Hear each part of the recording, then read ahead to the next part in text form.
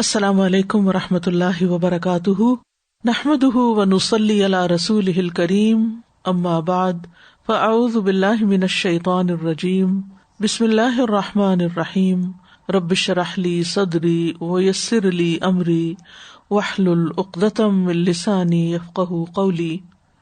ہم قیامت کے دن کے حالات کے بارے میں پڑھ رہے ہیں۔ قیامت کے بارے میں اللہ تعالیٰ فرماتے ہیں، بسم اللہ الرحمن الرحیم،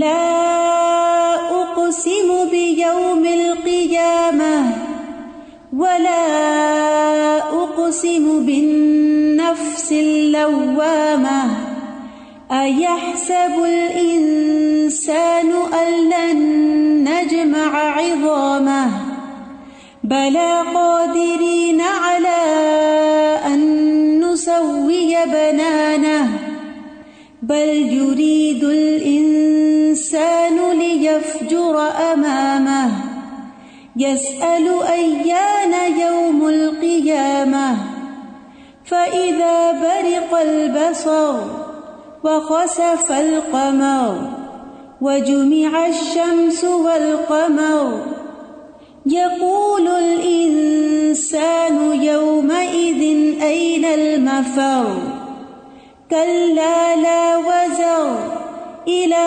ربک یومئذ المستقر۔ نہیں میں قیامت کے دن کی قسم کھاتا ہوں، اور نہیں میں بہت ملامت کرنے والے نفس کی قسم کھاتا ہوں۔ کیا انسان یہ سمجھتا ہے کہ ہم کبھی اس کی ہڈیاں اکٹھی نہیں کریں گے؟ کیوں نہیں، ہم انہیں اکٹھا کریں گے، اس حال میں کہ ہم قادر ہیں کہ اس کی انگلیوں کے پورے درست کر کے بنا دیں۔ بلکہ انسان یہ چاہتا ہے کہ اپنے آگے آنے والے دنوں میں بھی نافرمانی کرتا رہے۔ وہ پوچھتا ہے اٹھ کھڑے ہونے کا دن کب ہوگا؟ پھر جب آنکھ پتھرا جائے گی اور چاند گہنا جائے گا اور سورج اور چاند اکٹھے کر دیے جائیں گے، اور انسان اس دن کہے گا کہ بھاگنے کی جگہ کہاں ہے؟ ہرگز نہیں، پناہ کی کوئی جگہ نہیں، اس دن تیرے رب ہی کی طرف جا کر ٹھہرنا ہے۔ تو وہ دن رب کے حضور حاضر ہونے کا دن ہے، جسے یوم البعث والنشور بھی کہا جاتا ہے، کہ مرنے کے بعد دوبارہ اٹھائے جانے کا دن۔ تو آج ہم البعث والنشور کے بارے میں کچھ پڑھیں گے۔ بعث کا مطلب ہے کہ اللہ تعالیٰ کا قبروں سے مردوں کو ان کا حساب لینے کے لیے زندہ کرنا، اٹھانا۔ اور یہ اٹھانا کیسے ہوگا؟ جس میں جسم اور روح دونوں کو اکٹھا کر دیا جائے گا، دونوں کے ساتھ انسان زندہ ہوگا۔ اور اس پر اللہ تعالیٰ کا یہ قول دلالت کرتا ہے، انما یستجیب الذین یسمعون والموتى یبعثهم اللہ والموتى یبعثهم اللہ ثم الیہ یرجعون۔ قبول تو صرف وہی لوگ کرتے ہیں جو سنتے ہیں، یعنی حق بات کو، اور جو مردے ہیں اللہ انہیں اٹھائے گا، پھر وہ اسی کی طرف لوٹائے جائیں گے۔ اسی طرح لفظ نشور بھی استعمال ہوا ہے، جس کا لفظی معنی ہے بکھرنا، متفرق ہونا، اور شرعی اصطلاح میں اس سے مراد قبروں سے نکل کر حساب کتاب کے مقام پر منتشر ہونا، وہاں جا کر اکٹھے ہونا۔ یعنی قبروں سے جب نشور ہوگا تو متفرق ہوں گے، اور پھر اس کے بعد حساب کتاب کے لیے جمع ہوں گے، تو وہاں بھی ہر کوئی اپنے جیسے لوگوں کے ساتھ ہوگا۔ اور یہ نشور اس وقت ہوگا جب اللہ تعالیٰ بارش نازل کرے گا، تو جسم ایسے اگیں گے جیسے کھیتی اگتی ہے، پھر سور میں پھونک ماری جائے گی تاکہ لوگ حساب کے لیے کھڑے ہو جائیں۔ یعنی بارش کے برسنے سے جسم ایک طرح سے ریوائیو ہونا شروع ہو جائیں گے، اور جو ہی وہ جسم سور کی آواز سنیں گے تو پھر اٹھ کھڑے ہوں گے اور اللہ سبحانہ وتعالیٰ کے حضور حاضر ہو جائیں گے۔ یوم البعث پر ایمان لانے کی بہت اہمیت ہے۔ ابو ہریرہ کہتے ہیں کہ رسول اللہ صلی اللہ علیہ وسلم نے فرمایا، مجھ سے سوال کرو، سو وہ آپ سے سوال کرتے ہوئے ڈرے۔ پھر ایک شخص آیا اور آپ کے گھٹنوں کے پاس بیٹھ گیا، تو اس نے عرض کیا، اللہ کے رسول صلی اللہ علیہ وسلم، اسلام کیا ہے؟ آپ نے فرمایا کہ تو اللہ کے ساتھ کسی کو شریک نہ کرے، نماز قائم کرے، زکوٰۃ ادا کرے، رمضان کے روزے رکھے۔ اس نے عرض کیا، آپ نے سچ فرمایا۔ اس نے عرض کیا، اللہ کے رسول ایمان کیا ہے؟ آپ نے فرمایا کہ تو اللہ پر، اس کے فرشتوں پر، اس کی کتاب پر، اس کے رسولوں پر ایمان لائے، اور قیامت کے دن اٹھنے پر، وَتُؤْمِنَ بِالْبَعْثِ، اور ہر تقدیر پر ایمان لائے۔ اس نے عرض کیا، آپ نے سچ فرمایا۔ تو ایمانیات کی جو تفصیل ہے اس میں بھی بعث کا لفظ آتا ہے کہ انسان اس بات پر ایمان لائے کہ مرنے کے بعد جب وہ قبر میں جائے گا اور اپنا وقت پورا کر لے گا اور قیامت کا دن ہوگا، سور پھونکا جائے گا تو وہ دوبارہ قبر سے اٹھے گا. اور اٹھنے کی کیفیت بھی میں نے آپ کو بتا دی کہ پہلے بارش ہوگی جس سے جسم اگیں گے، اور پھر سور پھونکا جائے گا جس سے سب لوگ کھڑے ہو جائیں گے اور کھڑے ہو کر حشر کے میدان میں اکٹھے ہو جائیں گے اور الگ الگ ہوں گے. ہو سکتا ہے کہ 2 لوگوں کی قبریں ایک جگہ پر ہوں مرنے کے بعد، ساتھ ساتھ دفن ہوں، لیکن اٹھیں گے اپنے اپنے اعمال کے ساتھ. کہ انما یبعث الناس علی نیاتہم، اپنی نیتوں کے ساتھ اٹھیں گے. جس کی نیت اچھی ہوگی وہ اچھے لوگوں کے ساتھ جا ملے گا، اور جس کی نیت خراب ہوگی وہ برے لوگوں کے ساتھ. تو مرنے کے بعد دوبارہ اٹھایا جانا برحق ہے. سورۃ المؤمنون میں اللہ تعالیٰ فرماتے ہیں وَلَقَدْ خَلَقْنَا الْإِنسَانَ مِنْ سُلَالَةٍ مِّن طِينٍ ثُمَّ جَعَلْنَاهُ نُطْفَةً فِي قَرَارٍ مَّكِينٍ ثُمَّ خَلَقْنَا النُّطْفَةَ عَلَقَةً فَخَلَقْنَا الْعَلَقَةَ مُضْغَةً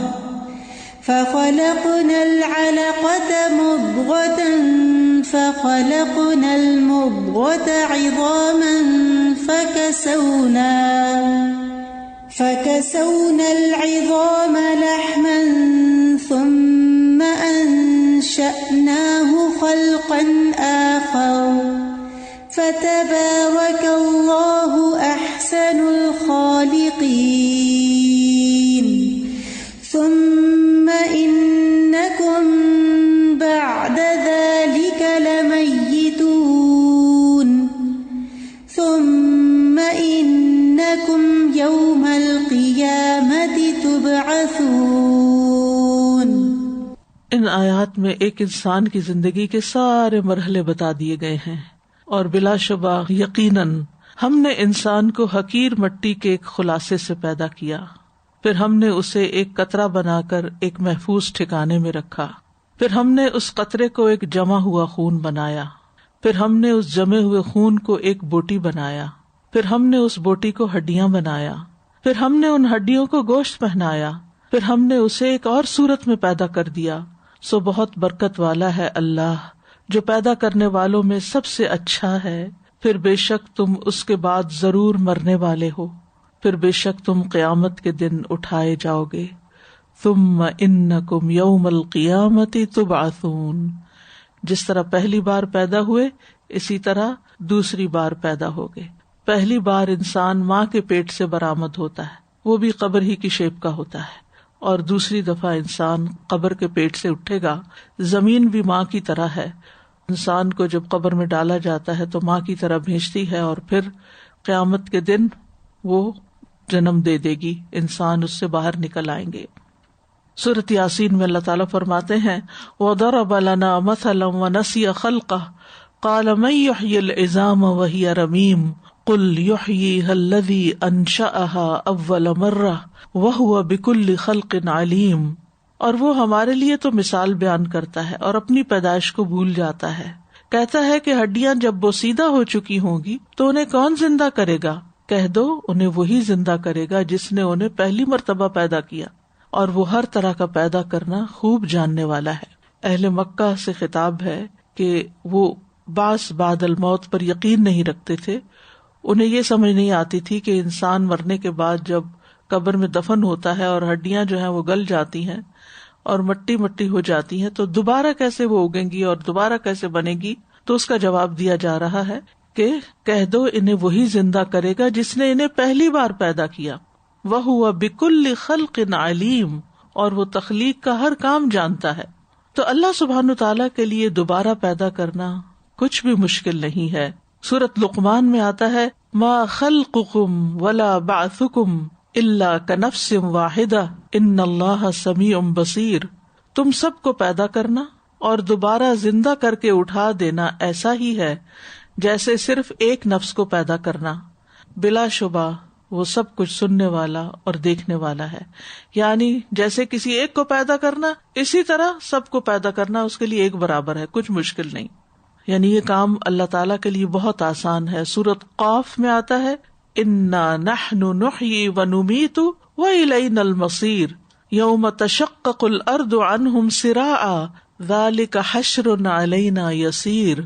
یقیناً ہم ہی زندہ کرتے ہیں اور ہم ہی موت دیتے ہیں اور ہماری ہی طرف لوٹ کر آنا ہے. جس دن زمین ان سے پھٹے گی اس حال میں کہ وہ تیز دوڑنے والے ہوں گے. جیسے سورۃ یاسین میں بھی آتا نا فَإِذَا هُم مِّنَ الْأَجْدَاثِ إِلَىٰ رَبِّهِمْ يَنْسِلُونَ کہ وہ پرانی قبروں سے نکل کر اپنے رب کی طرف دوڑ رہے ہوں گے, تیزی سے بھاگ رہے ہوں گے. تو یہاں بھی جب زمین پھٹے گی تو وہ تیزی سے اس میں سے نکل کے دوڑ رہے ہوں گے. ذالک حشر علینا یسیر, یہ ایسا اکٹھا کرنا ہمارے لیے بہت ہی آسان ہے. یعنی اللہ تعالیٰ کے لیے کچھ بھی مشکل نہیں. اللہ تعالیٰ دوبارہ پیدا کرنے پر, اٹھانے پر پوری طرح قادر ہے. اَوَلَيْسَ الَّذِي خَلَقَ السَّمَاوَاتِ وَالْأَرْضَ بِقَادِرٍ عَلَىٰ أَن يَخْلُقَ مِثْلَهُم بَلَىٰ وَهُوَ الْخَلَّاقُ الْعَلِيمُ. سورۃ یاسین میں ہی آتا ہے اور کیا جس نے آسمانوں اور زمین کو پیدا کر لیا وہ اس پہ قادر نہیں کہ ان جیسے اور پیدا کر دے, ان کو دوبارہ پیدا کر دے؟ کیوں نہیں, وہی سب کچھ پیدا کرنے والا, سب کچھ جاننے والا ہے. اور دوبارہ اٹھا کر ایک ایک پور درست بنا دیا جائے گا. یعنی انگلیوں کے کنارے جو ہیں وہ بھی, کیونکہ ان میں ایسے نشانات ہوتے ہیں جو انسان کی آئیڈینٹی ہوتے ہیں, جو ایک انسان کو دوسرے انسان سے مختلف بناتے ہیں. جیسے انسان کا تھم پرنٹ ہے, ہر شخص کا جو تھم پرنٹ ہے وہ دوسرے سے مختلف ہے. تو خصوصی طور پر انگلیوں کے ان حصوں کو بنانے کا ذکر بھی سورۃ القیامہ میں آتا ہے. اَيَحْسَبُ الْإِنسَانُ أَن لَّن نَّجْمَعَ عِظَامَهُ بَلَىٰ قَادِرِينَ عَلَىٰ أَن نُّسَوِّيَ بَنَانَهُ. کیا انسان سمجھتا ہے کہ بے شک ہم کبھی اس کی ہڈیاں اکٹھی نہیں کریں گے؟ کیوں نہیں, ہم انہیں اکٹھا کریں گے, اس حال میں کہ ہم قادر ہیں کہ اس کی انگلیوں کے پورے درست کر کے بنا دیں. اور اللہ سبحانہ تعالیٰ تاکیدی طور پر فرماتے ہیں کہ وَأَنَّ السَّاعَةَ آتِيَةٌ لَا رَيْبَ فِيهَا وَأَنَّ اللَّهَ يَبْعَثُ مَن فِي الْقُبُورِ. اور یہ کہ قیامت یقیناً آنے والی ہے, اس میں کوئی شک ہی نہیں ہے. اور یہ کہ اللہ تعالیٰ ان کو جو قبروں میں ہے دوبارہ اٹھا لے گا. جیسے سورۃ الانعام میں آتا ہے وَالْمَوْتَى يَبْعَثُهُمُ اللَّهُ ثُمَّ إِلَيْهِ يُرْجَعُونَ. اور جو مردے ہیں اللہ ان کو اٹھائے گا, پھر وہ اسی کی طرف لوٹائے جائیں گے. اور کائنات کی نشانیوں سے دوبارہ جی اٹھنے پر دلائل دیے گئے, خاص طور پر بارش کے برسنے سے مردہ زمین جیسے زندہ ہوتی ہے, اسی طرح قیامت کے دن بھی بارش برسے گی اور مردے زندہ ہو جائیں گے. پودوں کے زمین سے نکلنے کی طرح بندے بھی زمین سے اٹھیں گے. جیسے سورۃ قاف میں آتا ہے وَنَزَّلْنَا مِنَ السَّمَاءِ مَاءً مُبَارَكًا فَأَنبَتْنَا بِهِ جَنَّاتٍ وَحَبَّ الْحَصِيدِ وَالنَّخْلَ بَاسِقَاتٍ لَهَا طَلْعٌ نَضِيدٌ رِزْقًا لِلْعِبَادِ وَأَحْيَيْنَا بِهِ بَلْدَةً مَيْتًا كَذَلِكَ الْخُرُوجُ. اور ہم نے آسمان سے ایک بہت بابرکت پانی اتارا, وہ کیا ہے؟ بارش. پھر ہم نے اس کے ساتھ باغات اور کاٹی جانے والی کھیتی کے دانے اگائے اور کھجوروں کے لمبے لمبے درخت جن کے تہ بتہ خوشے ہیں, بندوں کو روزی دینے کے لیے. اور ہم نے اس کے ساتھ ایک مردہ شہر کو زندہ کر دیا. اسی طرح نکلنا ہے, یعنی پورا علاقہ سرسبز ہو جاتا ہے. قیامت کے دن بھی وسیع میدان پر لوگ اسی طرح قبروں سے نکل کر کھڑے ہو جائیں گے اور ہر طرف زندگی نظر آنے لگے گی. تو یوم البعث والنشور, اور پھر حشر بھی کہا جاتا ہے, یعنی یوم الحشر, حشر کا دن. حشر کا مطلب ہے لوگوں کی جماعت کو ان کے رہنے کی جگہ سے نکالنا اور جنگ وغیرہ کے لیے اکٹھا کرنا. یعنی حشر کا لفظ جو ہے یہ جماعت یا گروہ پر بولا جاتا ہے, اور اصطلاحی معنوں میں حشر کا لفظ قیامت کے دن پر بولا جاتا ہے. یعنی وہ دن ہے جب لوگوں کو ہانک کر حساب کتاب کے لیے محشر میں اکٹھا کیا جائے گا. ابن حجر رحمہ اللہ حشر کا معنی بیان کرتے ہوئے کہتے ہیں کہ اس کا اصطلاحی معنی ہے سب مردوں کو دوبارہ زندہ کیے جانے کے بعد ان کو قبروں سے اور دیگر چیزوں سے کھڑے ہونے کے مقام پر جمع کرنا. یعنی جہاں قیام ہے سب کا, قیام لرب العالمین, وہاں سب کو ہانک کر لا کر اکٹھا کر دیا جانا. بیجوری کہتے ہیں حشر کا لفظ اس بات کی وضاحت کرتا ہے کہ تمام لوگوں کو چلا کر موقف کی طرف لایا جائے. موقف کیا؟ جہاں وقوف ہوگا, اور وقوف کیا ہوتا ہے؟ کھڑا ہونا. جیسے عرفہ کے دن کھڑے ہوتے ہیں نا, تو اس کو بھی وقوف کہتے ہیں, وقوف عرفہ. تو یہ وقوف محشر ہوگا, یعنی حشر کے میدان میں وقوف کرنا. اور موقف وہ جگہ ہے جہاں لوگوں کو کھڑا کیا جائے گا.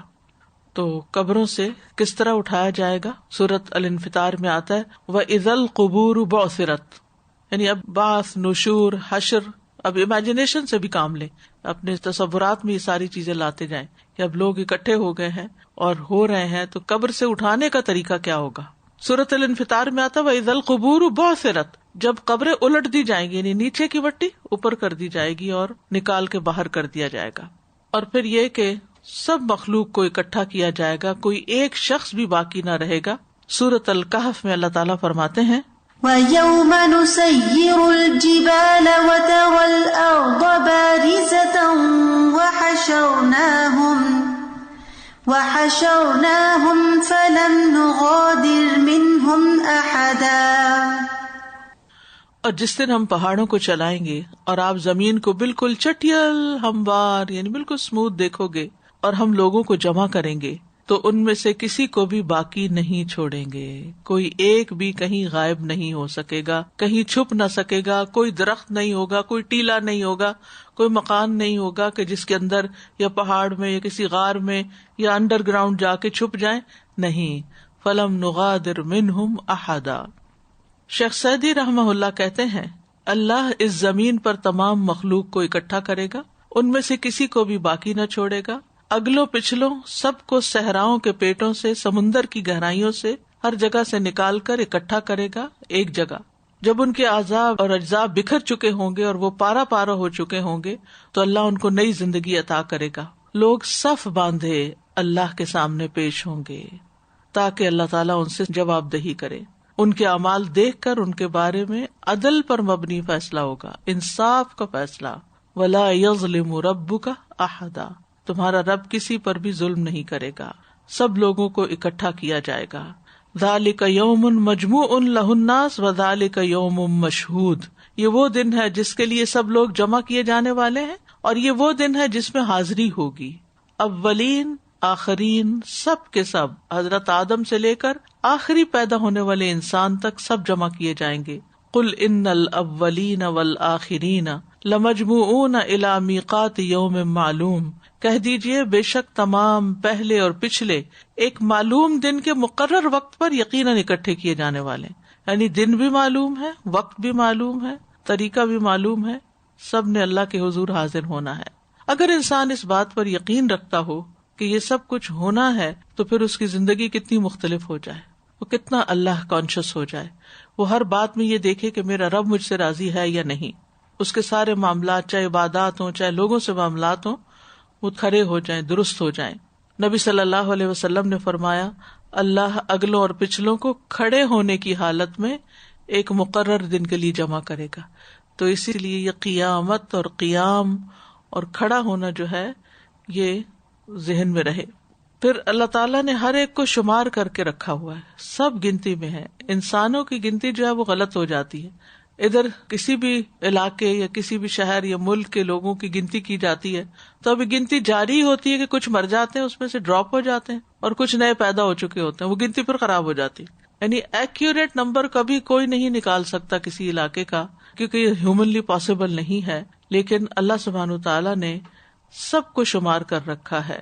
لقد احصاہم وعدہم عدا وکلہم آتیہ یوم القیامۃ فردا، بلا شبہ یقیناً اس نے ان کا احاطہ کر رکھا ہے، انہیں گن رکھا ہے، اچھی طرح شمار کر رکھا ہے، اور ان میں سے ہر ایک قیامت کے دن اس کے پاس اکیلا آنے والا ہے۔ پھر اسی طرح یہ کہ جب لوگ اٹھیں گے گروہ در گروہ بھی اٹھیں گے، یوم ینفخ فی الصور فتأتون افواجا، فوج در فوج نکل آؤ گے، چاہے اکٹھے ہوں گے لیکن ہر ایک اپنے اون پر ہوگا، اپنے اعمال کے ساتھ ہوگا، جہاں کہیں بھی کوئی ہوگا اللہ اس کو لے آئے گا۔ اینما تکونوا یأتی بکم اللہ جمیعا، تم جہاں ہوگے اللہ تمہیں اکٹھا کر کے لے آئے گا۔ ان اللہ علی کل شیء قدیر، بے شک اللہ تعالیٰ ہر چیز پر خوب قدرت رکھتا ہے۔ پھر یہ ہے کہ کائنات میں بکھرے ہوں کو اکٹھا کر کے کھڑا کر دے گا، چاہے وہ کسی بھی حالت میں ہوں، پتھر ہوں، لوہا ہوں یا کچھ اور ہوں، ان کے باڈیز میں جتنی کیمیکل چینجز آ چکی ہوں، وہ کچھ سے کچھ بن چکے ہوں، لیکن وہ واپس اٹھا دیے جائیں گے۔ ابو ہریرہ رضی اللہ عنہ کہتے ہیں رسول اللہ صلی اللہ علیہ وسلم نے فرمایا ایک آدمی نے ایک بھی نیکی نہ کی تھی، جب وہ مرنے لگا تو اس نے اپنے گھر والوں سے کہا کہ مجھے جلا کے میرا آدھا حصہ سمندر میں ڈال دینا، جبکہ آدھا حصہ ہواؤں میں اڑا کے خشکی پہ بکھیر دینا۔ پس اللہ کی قسم اگر اللہ نے اسے قابو کر لیا، اللہ اسے ضرور بے ضرور ایسا عذاب دے گا کہ جہان والوں میں سے کسی کو نہیں دیا ہوگا۔ بس جب وہ آدمی مر گیا تو اس کے گھر والوں نے وہی کیا جو انہیں حکم دیا گیا تھا، یعنی باپ نے جو کچھ کہا تھا۔ بس اللہ نے خشکی کو حکم دیا تو اس نے جو بھی حصہ اس میں تھا اس کے جسم کے ذرات کا، اس نے اس کو جمع کر لیا۔ سمندر کو حکم دیا تو پانی نے وہ سارے ذرات جمع کر دیے جو اس کے جسم کے تھے، اور اللہ کے سامنے لا کے اس کو کھڑا کر دیا گیا۔ اللہ نے اس سے پوچھا ایسا تو نے کیوں کیا؟ اس نے کہا میرے رب تیرے خوف کی وجہ سے، اور تو زیادہ جانتا ہے۔ تو اللہ تعالیٰ نے اس کو بخش دیا۔ اور ایک اور روایت میں آتا ہے اللہ عز و جل نے ہر چیز کو جس میں بھی اس کے جسم کا کوئی حصہ تھا اس کو حکم دیا کہ جو کچھ تجھ میں اس کا حصہ نکال دے، تو ناگہاں وہ اللہ کے سامنے پورے کا پورا کھڑا تھا۔ تو اللہ تعالیٰ نے اس سے پوچھا کہ تم نے یہ سب کیوں کیا؟ اس نے کہا یا رب تیرے ڈر کی بنا پر۔ تو اللہ تعالیٰ نے اس کو بخش دیا، کیونکہ جو اللہ سے ڈرتا ہے وَلِمَنْ خَافَ مَقَامَ رَبِّهِ جَنَّتَانِ۔ پھر یہ ہے کہ آدمی زمین کے جس علاقے میں بھی مرتا ہے تو قیامت کے دن وہ زمین کہے گی کہ اے اللہ یہ وہ بنتا ہے جو تو نے مجھے سونپا تھا، یعنی جہاں بھی مرتا ہے جہاں بھی دفن کیا جاتا ہے وہ نکال دے گی، چاہے وہ رہتا کہیں اور ہی کیوں نہ ہو۔ پھر یہ ہے کہ جسم روح سے مل جائیں گے، اور نہ صرف یہ کہ انسان بلکہ باقی جاندار بھی اٹھائے جائیں گے۔ سورۃ الانعام میں آتا ہے وَمَا مِن دَابَّةٍ فِي الْأَرْضِ وَلَا طَائِرٍ يَطِيرُ بِجَنَاحَيْهِ إِلَّا أُمَمٌ أَمْثَالُكُمْ مَا فَرَّطْنَا فِي الْكِتَابِ مِن شَيْءٍ ثُمَّ إِلَىٰ رَبِّهِمْ يُحْشَرُونَ۔ اور زمین میں چلنے والا نہ کوئی جانور، نہ اڑنے والا جو اپنے دو پروں سے اڑتا ہے، مگر تمہاری طرح امتیں ہیں، ہم نے کتاب میں کسی چیز کی کمی نہیں چھوڑی، پھر وہ اپنے رب کی طرف اکٹھے کیے جائیں گے، یعنی اڑنے والے پرندے بھی اکٹھے کیے جائیں گے اور زمین پہ چلنے والے جاندار بھی اکٹھے کیے جائیں گے، وحشی جانوروں کو بھی اکٹھا کیا جائے گا۔ وَإِذَا الْوُحُوشُ حُشِرَتْ، وحوش کا بھی یعنی وحشی جانوروں کا بھی حشر ہوگا۔ وَمَا بَثَّ فِيهِمَا مِن دَابَّةٍ وَهُوَ عَلَىٰ جَمْعِهِمْ إِذَا يَشَاءُ قَدِيرٌ۔ تو یہ اللہ کی نشانیوں میں سے ہے کہ جو بھی اس نے زمین و آسمان میں جاندار پھیلا دیے ہیں وہ ان کو اکٹھا کرنے پہ پوری طرح قادر ہے، جہاں بھی کوئی ہوگا سب کو اکٹھا کر لے گا۔ شیاطین کو بھی اکٹھا کیا جائے گا۔ سورۃ مریم میں آتا ہے فَوَرَبِّكَ لَنَحْشُرَنَّهُمْ وَالشَّيَاطِينَ ثُمَّ لَنُحْضِرَنَّهُمْ حَوْلَ جَهَنَّمَ جِثِيًّا۔ تو قسم ہے تیرے رب کی، بے شک ہم ان کو اور شیطانوں کو ضرور اکٹھا کریں گے، پھر بے شک ہم انہیں جہنم کے گرد ضرور گھٹنوں کے بل گرے ہوئے حاضر کریں گے۔ تو اس سے یہ پتہ چلتا ہے کہ صرف انسانی کا حشر نہیں ہونے والا بلکہ باقی مخلوقات کا بھی۔ جہاں تک انسانوں کا تعلق ہے تو لوگ ننگے پاؤں، ننگے بدن اور بے ختنہ اٹھائے جائیں گے، یعنی انسانوں کے جسم پر نہ کپڑے ہوں گے، نہ پاؤں میں جوتے ہوں گے، اور نہ ان کے ختنے ہوئے ہوں گے، یعنی بالکل پہلی حالت میں جیسا کہ پہلی مرتبہ اللہ تعالیٰ نے پیدا کیا۔ ابن عباس کہتے ہیں نبی صلی اللہ علیہ وسلم نے فرمایا قیامت کے دن تم لوگ ننگے پاؤں، برہنہ بدن، بغیر ختنہ جمع کیے جاؤ گے۔ پھر آپ نے یہ آیت پڑھی کما بدأنا اول خلق نعیدہ وعدا علینا انا کنا فاعلین۔ جس طرح ہم نے پہلی پیدائش کی ابتدا کی، یعنی پہلی دفعہ تمہیں پیدا کیا، اسی طرح ہم اسے لوٹائیں گے، دوبارہ پیدا کریں گے، یہ ہمارے ذمے وعدہ ہے، یقیناً ہم ہمیشہ پورا کرنے والے ہیں۔ اور پھر یہ کہ جب انسانوں پر یعنی کپڑا نہیں ہوگا تو بھی کسی کو کسی کی طرف دیکھنے کی ہوش نہیں ہوگی۔ صحابیات اس پر پریشان ہوئی کہ پھر ہمارے لباس نہیں ہوں گے تو پھر کیا ہوگا۔ حضرت سودا کہنے لگی جب انہوں نے یہ حدیث سنی نبی صلی اللہ علیہ وسلم سے، کہنے لگے اللہ کے رسول ہے ہماری شرمگاہیں نظر آئیں گی، ہم ایک دوسرے کو دیکھ پائیں گے۔ آپ نے فرمایا لوگ ایسا کرنے سے مشغول ہوں گے، ان کو اپنی ایسی فکر پڑی ہوگی کہ وہ کسی کی طرف نہیں دیکھیں گے۔ پھر آپ نے آیت تلاوت فرمائی یوم یفر المرء من اخیہ وامہ وابیہ وصاحبتہ وبنیہ لکل امرئ منہم یومئذ شأن یغنیہ۔ بس جب کانوں کو بہرا کرنے والی قیامت آئے گی جس دن آدمی اپنے بھائی سے بھاگے گا، اپنی ماں اور باپ سے، اپنی بیوی اور بیٹوں سے، اس دن ان میں سے ہر شخص کی ایسی حالت ہوگی جو اسے دوسروں سے بے پرواہ کر دے گی۔ یہاں تو ایک بات یہ کہی گئی کہ بغیر لباس کے اٹھائے جائیں گے، لیکن دوسری جگہ یہ بھی آتا ہے کہ مردوں کو ان کے کفن میں ہی اٹھایا جائے گا۔ رسول اللہ صلی اللہ علیہ وسلم نے فرمایا جب کوئی آدمی اپنے بھائی کو کفن دینے کا ذمہ دار بنے تو اچھا کفن دے، کیونکہ مردوں کو اپنے کفن میں اٹھایا جائے گا اور اسی لباس میں وہ ملاقات کریں گے۔ یوم الطلاق ہے نا، ایک دوسرے کو دیکھیں گے۔ ابو سعید خدری رضی اللہ عنہ کی موت کا وقت قریب آیا تو انہوں نے نئے کپڑے طلب کیے اور ان کو پہنا۔ اور اس کے بعد فرمایا کہ میں نے رسول اللہ صلی اللہ علیہ وسلم سے سنا، آپ فرماتے تھے کہ مردہ اسی لباس میں قبر سے اٹھایا جائے گا جس میں اس کی موت واقع ہوئی تھی. اب ایک یہ بھی روایت ہے، یعنی کفن سے پہلے جو کپڑے پہنے ہوئے تھے اس میں اٹھایا جائے گا، دوسری میں کیا ہے کفن میں اٹھایا جائے گا، اور تیسرا کیا ہے ننگے اٹھیں گے. تو اب ان روایات میں تطبیق کیسے ہوگی؟ پہلی بات یہ کہ علماء کہتے ہیں کہ قبر سے اٹھتے وقت کفن میں ہوں گے، بعد میں وہ کفن جھڑ جائیں گے اور حشر میں وہ برہنہ ہوں گے. ٹھیک ہے، یعنی ایک رائے یہ دی جاتی ہے. پھر وہ کہتے ہیں کہ جب قبروں سے نکالے جائیں گے تو اس وقت لباس ہوگا، حشر میں ننگے بدن کھڑے کیے جائیں گے. یعنی یوں اس پہ تطبیق کرتے ہیں. دوسرا یہ کہتے ہیں کہ کچھ لوگ برہنہ ہوں گے، کچھ لوگ لباس میں ہوں گے. ٹھیک ہے، کچھ لوگ لباس میں ہوں گے، کچھ بے لباس ہوں گے. ابن حجر کی رائے ہے کہ کچھ لوگوں کو حشر میں ننگا اٹھایا جائے گا اور کچھ کو بالباس. تیسری رائے یہ ہے کہ سب برہنہ ہوں گے، صرف انبیاء کو لباس پہنایا جائے گا. ایک رائے یہ ہے. اور سب سے پہلے حضرت ابراہیم علیہ السلام کو لباس پہنایا جائے گا، یا وہ قبر سے اس لباس کے ساتھ نکلیں گے جس لباس پر ان کو موت آئی تھی. اور ان کے بعد اللہ تعالیٰ مخلوقات میں سے جس کو چاہیں گے لباس پہنائیں گے. یہ بھی ایک معنی کیا گیا. چوتھا معنی یہ کہ صرف شہداء، شہید لوگ، یا جن جن کو اللہ چاہے گا لباس پہنائے گا. یہ بھی کہتے ہیں کہ اگر کوئی احرام کی حالت میں فوت ہوا ہے، احرام پہنے ہوئے، تو وہ بھی اسی احرام میں اٹھے گا اور اسی لباس میں. تو کچھ کہتے ہیں کہ یہ صرف شہداء کے لیے ہے. بہرحال صحیح بخاری سے یہ ضرور پتہ چلتا ہے کہ سب سے پہلے جسے کپڑے پہنائے جائیں گے وہ ابراہیم علیہ السلام ہے. اب یہ نہیں پتہ چلتا کہ فوراً بعد پہنائے جائیں گے یا حشر کے اندر پہنائے جائیں گے، کون سے مقام پہ پہنائے جائیں گے، لیکن یہ بتا دیا گیا کہ سب سے پہلے ان کو پہنائے جائیں گے. علی رضی اللہ عنہ کہتے ہیں کہ سب سے پہلے ابراہیم علیہ السلام کو مصر کی بنی ہوئی 2 عمدہ چادروں کا لباس پہنایا جائے گا، یعنی جیسے مصری کاٹن ہوتی ہے اس طرح کا لباس ان کو پہنایا جائے گا. پھر نبی صلی اللہ علیہ وسلم کو یمن کی 2 دھاری دار چادروں کا حلہ پہنایا جائے گا اور آپ عرش کی دائیں جانب ہوں گے. پھر یہ ہے کہ موت والی حالت پر لوگوں کو اٹھایا جائے گا. یہ بات تو پہلے بھی آپ نے سنی ہوگی کہ یبعث کل عبد علی ما مات علیہ، جو شخص جس حال میں فوت ہوگا اللہ اسے اسی حال میں اٹھائے گا. احرام والا احرام کی حالت میں شہید خون کے ساتھ، اور اسی طرح اگر کوئی غلط کام کرتے ہوئے مرے گا تو وہ اسی کام کے ساتھ اٹھے گا.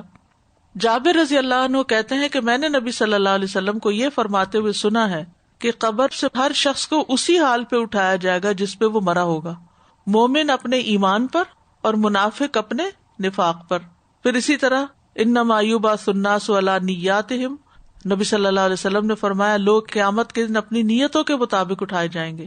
حاجی تلبیہ کہتے ہوئے اٹھے گا، لبیک اللہم لبیک پکارتے ہوئے اٹھے گا، اور اس کو اگر احرام کا کفن دیا جاتا ہے تو وہی پہن کے.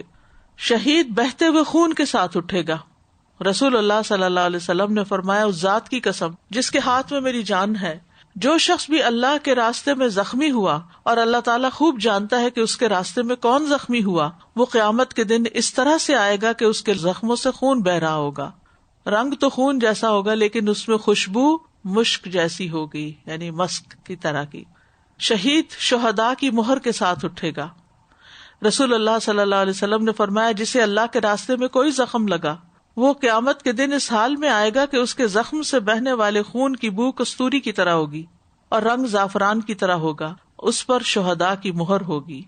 جس نے اللہ سے خلوص دل کے ساتھ شہادت کا سوال کیا، یعنی جیسے ہم لوگ ہیں، تو اللہ تعالیٰ اسے شہید کے اجر سے نواز دے گا اگرچہ وہ بستر پر ہی مر جائے. لیکن دیکھا کیا جائے گا اس کی نیت کتنی تھی، یا اوپر اوپر سے بس کھانا پوری کے لیے کہہ رہا تھا. تو یہ ہے کچھ حالات جن پر لوگ اٹھائے جائیں گے.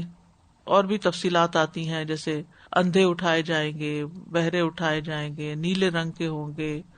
لیکن یہاں جس بات پہ دلیل دی گئی ہے وہ یہ کہ اس اٹھنے پر بعث بعد الموت پر ہمارا ایمان ہونا چاہیے، اور یہ ارکان ایمان میں سے ہے، جسے ہم کہتے ہیں نا ایمان مفصل کے آخر میں والبعث بعد الموت، اور موت کے بعد دوبارہ جی اٹھنے پر ہم ایمان رکھتے ہیں. جی استاذہ، میرے ذہن میں یہ بات آ رہی تھی کہ ابھی جیسے بہت سے حادثات ایسے ہوتے ہیں جس میں باڈیز کا پتہ نہیں چلتا. جی ہاں، پلین کریش ہو گیا، پورے کا پورا چند ایک مل گئی، جل گئے، جل گئے, کچھ ملا ہی نہیں, پتہ ہی نہیں. کافی سال پہلے پاکستان میں گلگت کے علاقے میں ایک پلین غائب ہو گیا تھا. ہمارے جاننے والوں کی فیملی تھی, پورے والدہ کی اور 4 بچے.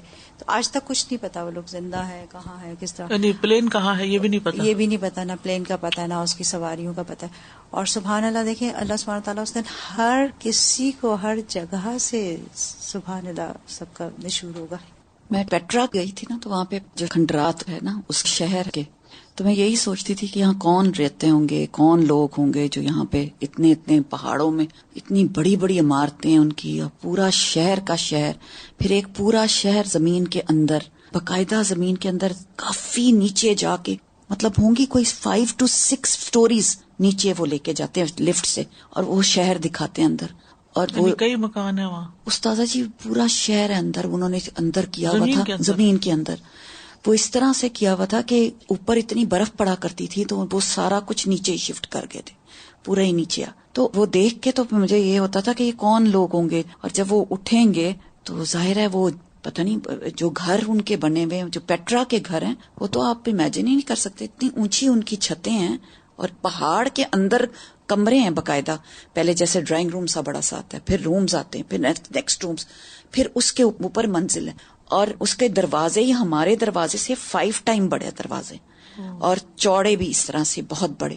آپ نے اس کے اندر کھڑے ہو کے آپ کو لگتا ہے جیسے آپ تو کوئی منہ سے بونے ہیں. تو ظاہر ہے انہوں نے اپنے مطابق بنائے ہوں گے نا.